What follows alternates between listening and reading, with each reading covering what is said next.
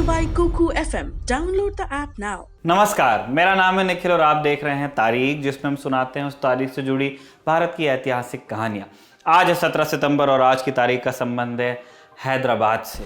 आज ही के दिन यानी 17 सितंबर 1948 को भारतीय सेना ने ऑपरेशन पोलो के तहत निजाम शाही को हराकर हैदराबाद को भारत में मिला दिया था, उसका विलय कर दिया था। लेकिन आज के किस्से की शुरुआत करेंगे हम साइंस फिक्शन से।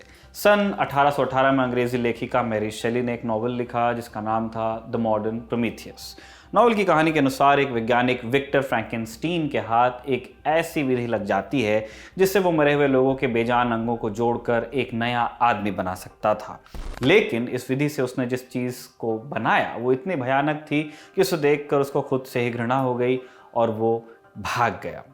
कहानी के अनुसार आगे चलकर इस कृति का नाम पड़ा फ्रैंकेनस्टीन मॉन्स्टर, जो यूं ही दर दर भटक कर लोगों को मारने लगा। और मैरी शेली को इस नॉवल का आइडिया एक ग्रीक मिथक से आया था। जिस ग्रीक किरदार पर इस नॉवल का नाम रखा गया था वो था प्रोमीथियस। चूंकि अब ग्रीक और रोमन साम्राज्य तो रहे नहीं, इसलिए इस बात का डर नहीं है हमें कि प्रोमीथियस की बात करने से किसी की नाजुक आस्था को ठेस लगे। ग्रीक मिथियों में प्रोमीथियस आग का देवता है। कहा जाता है कि उसी ने मानव को मिट्टी से बनाया। इतना ही नहीं, ज़्यूस और बाकी देवताओं की इच्छा के विपरीत उसने मानव को एक विशेष हथियार भी दिया। यह हथियार था आग, जिसे मानवीय इनोवेशंस की शुरुआत माना जाता है। इसी कारण प्रोमीथियस को इनोवेशन का देवता भी कहा जाता है। इस बात से गुस्सा होकर ज़्यूस ने प्रोमीथियस को सजा दे डाली। उसकी सजा ये थी कि एक चील उसका कलेजा खा जाएगी। इतना ही नहीं, कलेजा रोज दोबारा पैदा होता और रोज चील उसका कलेजा नोचती। ग्रीक मिथकों में माना जाता था कि इंसानी इमोशन कलेजे से उत्पन्न होते हैं। यह सिलसिला तब तक यूं ही चलता रहा जब तक ज़्यूस के बेटे हरक्यूलिस ने चील को मारकर प्रोमीथियस को आज़ाद नहीं करवाया। आज इन ग्रीक मिथकों और साइंस फिक्शन की बात क्यों?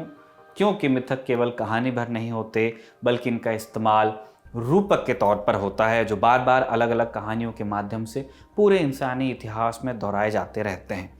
स्विस साइकोलॉजिस्ट कार्ल युंग ने इन रूपकों के लिए एक टर्म दिया है, आर्केटाइप, यानी ऐसे यूनिवर्सल मिथक जो इंसान के व्यवहार पर आदम काल से असर डालते आए हैं। इसीलिए हिटलर के गुर्गों जैसे हाइनरिक हिमलर और जोसेफ गोबल्स को हिटलर्स फ्रैंकेनस्टीन मॉन्स्टर्स कहा गया। हिटलर के फ्रैंकेनस्टीन मॉन्स्टर जिन्हें उसने खुद ही बनाया।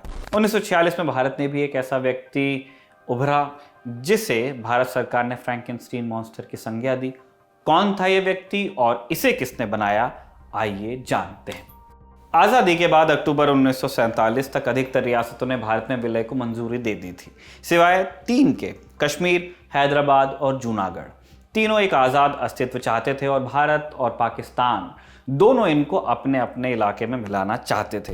तब भारतीय गवर्नर जनरल लॉर्ड माउंटबैटन ने मोहम्मद अली जिन्ना को एक लिखित प्रस्ताव भेजा जिसमें उन्होंने कहा कि जिन रियासतों में हुकूमत पर अल्पसंख्यकों का कब्जा है वहां जनमत संग्रह कराया जा सकता है। मतलब जिस समाज से रियाया आती है और जिस समाज से राजा आता है या नवाब आता है उसमें अगर फ़र्क है तो जनमत संग्रह करवाइए, क्योंकि ये हो सकता है कि राजा की राय कुछ और उसकी प्रजा की कुछ और। ये आइडिया था।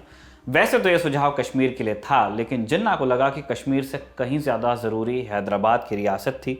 उन्होंने सोचा कि अगर हैदराबाद पाकिस्तान में शामिल हो गया तो ये भारत के लिए बहुत शर्मिंदगी की बात होगी। इसीलिए उन्होंने इस प्रस्ताव को नामंजूर कर दिया।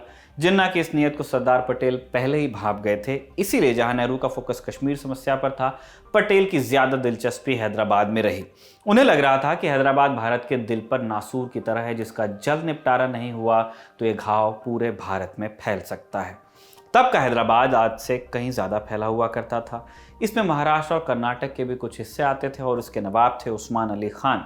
नवाब साहब की दौलत का अंदाज़ा इस बात से लगाइए कि पेपर वेट उनके यहाँ 185 कैरेट का हीरा होता था। आज के हिसाब से उसकी कीमत होगी 20 करोड़ अमेरिकी डॉलर। गूगल करके सर्च करते रहिए कि रुपए में कितना होता है।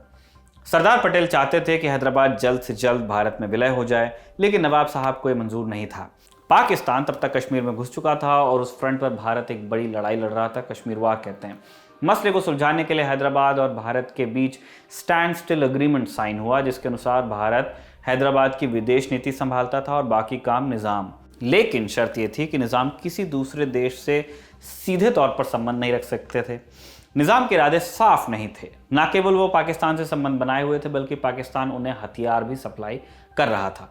निजाम की इस खुशफहमी की वजह थी उनके कानों में पड़ रही एक आवाज जो कहती थी कि खुदा के फजल से एक दिन दिल्ली के लाल किले पर निजाम शाही का झंडा फहराएगा। इस आवाज का भूपू बजाने वाला व्यक्ति था कासिम रिजवी। वही कासिम रिजवी जिसे भारत सरकार निजाम का पैदा किया फ्रैंकेनस्टीन मॉन्स्टर बुलाती थी। 1902 में कासिम की पैदाइश हुई। आगे जाकर उसने एएमयू से लॉ की डिग्री ली और फिर हैदराबाद चला गया। हैदराबाद जाकर उसने लातूर और उस्मानाबाद में अपनी वकालत करनी शुरू की। पिता उसका पुलिस में डीएसपी हुआ करता था, तो कासिम ने पिता के रौब में गैर कानूनी ढंग से बहुत सी दौलत इकट्ठा की। रुतबा बढ़ा तो फॉलोअर्स भी बन गए, ट्विटर वाले नहीं, असली वाले, जिनसे उसने एक मिलिशिया ग्रुप बनाया। ग्रुप का नाम रखा गया रजाकार। इस शब्द का अर्थ होता है वॉलंटियर। बांग्लादेश में जाकर अगर आप आज किसी से पूछते हैं कि रजाकार का मतलब क्या हुआ, तो वो कहेगा देशद्रोही।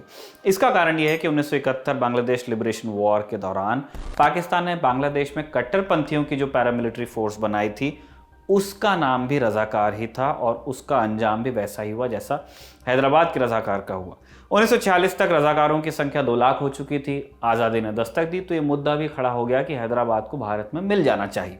कासिम इसके सख्त खिलाफ था और उसने रजाकारों के दम पर चारों तरफ दहशत फैला दी। आमतौर पर माना जाता है कि कासिम हिंदुओं के खिलाफ था। ये बात सच है, लेकिन इसके साथ एक और सच ये भी है कि उसका असली निशाना था हिंदुस्तान और हिंदुस्तान परस्त आवाम। जो हिंदुस्तान की बात करेगा वो उसका दुश्मन हो जाएगा। ये सिर्फ हिंदू मुस्लिम प्रॉब्लम नहीं थी। उन दिनों हैदराबाद में एक मुस्लिम पत्रकार हुआ करते थे, शोएबुल्लाह खान।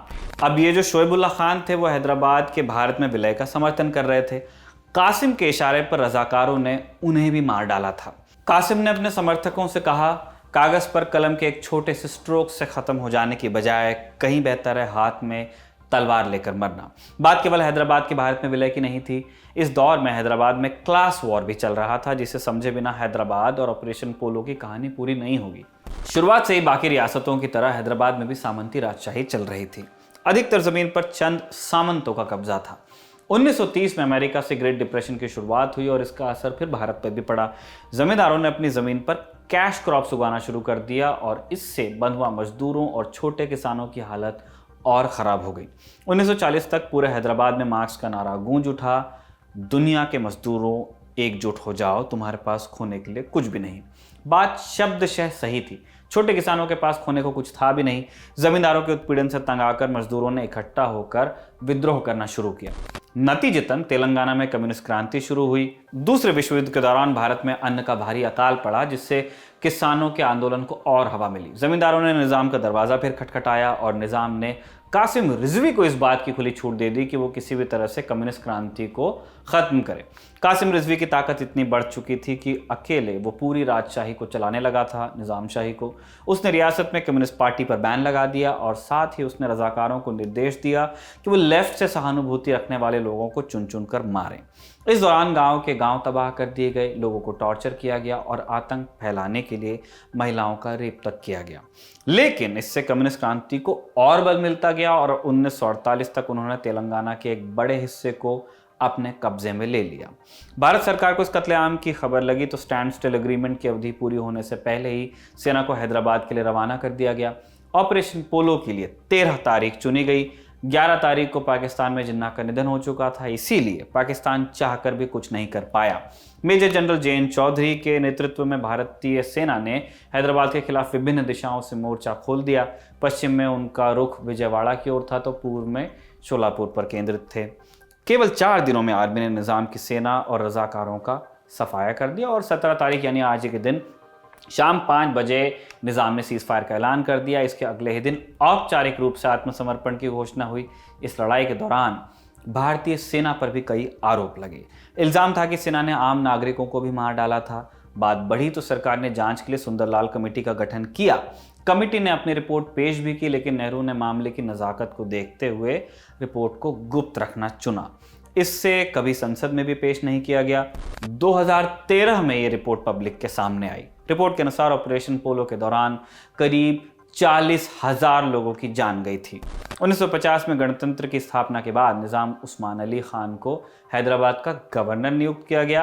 कासिम रिजवी को 10 साल तक जेल में रखा गया अपने जुर्म के चलते, जहां से निकलकर वो पाकिस्तान चला गया और 1970 में उसकी मौत हो गई। चलते चलते एक छोटा सा पुटने टीवी हमने मैरी शेली के फ्रैंकेनस्टीन मॉन्स्टर वाले नॉवल की बात की थी। इसे दुनिया में पहला साइंस फिक्शन कहा जाता है। हो सकता है इससे पहले भी इस तरह के प्रयास हुए हों, लेकिन सबसे जाना पहचाना प्रयास इनका ही था।